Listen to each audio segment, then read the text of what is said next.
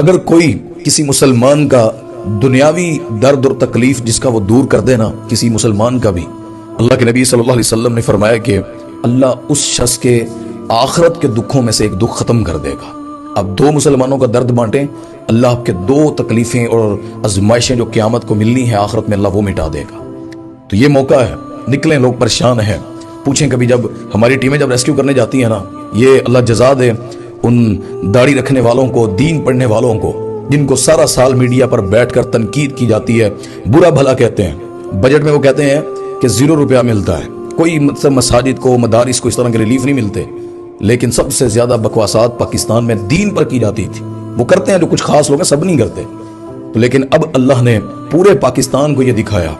وہ لوگ جو بے لوث ہو کر، ہم ان میدانوں میں ایسے نہیں آئے، ہر کسی کو جان پیاری ہے، وہ نوجوان جو بھاگتے پھر رہے ہیں پانیوں کے اندر، حالانکہ سارا سال انہوں نے مساجد میں پڑھانا، میدانوں میں کام کرنا، آپ کے شہروں میں آپ کو نظر آتے ہیں، لیکن جب طوفان آئے، جب کوئی پریشانی آئے، آزمائش آئے، سیلاب آئے، کوئی زلزلہ آ جائے، اللہ نہ کرے،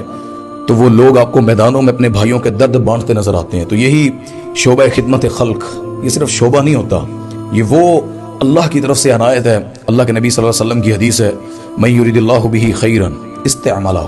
اللہ جس سے بھلائی کا ارادہ کرتا ہے نا، اسے استعمال کرتا ہے، اسے خیر کے کاموں میں لے کر آتا ہے۔ تو امت کا درد بانٹے، حالات بڑے سخت ہیں، وہ بچے، وہ عورتیں، ابھی یہ لاہور میں اور سوات اور سیالکوٹ جو پاکستان میں سیلاب آیا، ہم گئے اپنی ٹیم کے ساتھ، اپنے ساتھیوں کے ساتھ، الحمدللہ شروع دن سے کام کر رہے ہیں۔ یقین جانیں وہ درد بانٹنا، ایک گھر کا جس کا گھر بہہ جائے، بچے بہہ جائیں، یہ اس کے کھانا کھلا کر، راشن دے کر، یہ اس کا وہ نعم البدل نہیں ہے کہ انسان سمجھے کہ میں اسے بڑا کچھ دے رہا ہوں۔ جا کر اس کا سہارا بننا، اسے تسلی دینا، تعزیت کرنا، اس کے درد بانٹنا، ان بچوں کے لیے جو بچ گئے ہیں ان کے لیے ایک خیمہ لگا کر، کھانا پہنچا کر، راشن دے کر، برتن دے کر،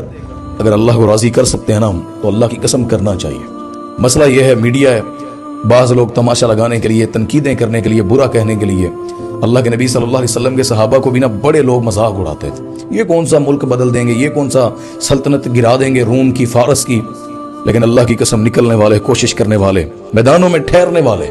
وہ جس حالات میں بھی ہوں وہ کامیاب رہتے ہیں۔ تو اللہ سے دعا ہے کہ اللہ ہمیں بھی کام کرنے والوں میں اور محنت کرنے والوں میں رکھے، اور اللہ پاک امت کے درد بانٹنے، جس طرح اللہ کے نبی صلی اللہ علیہ وسلم نے فرمایا، تم میں سے بہترین ہے وہ انسان جو لوگوں کے لیے بہترین ہے، تو اللہ تعالیٰ ہمیں ان بہترین لوگوں میں شامل فرمائے۔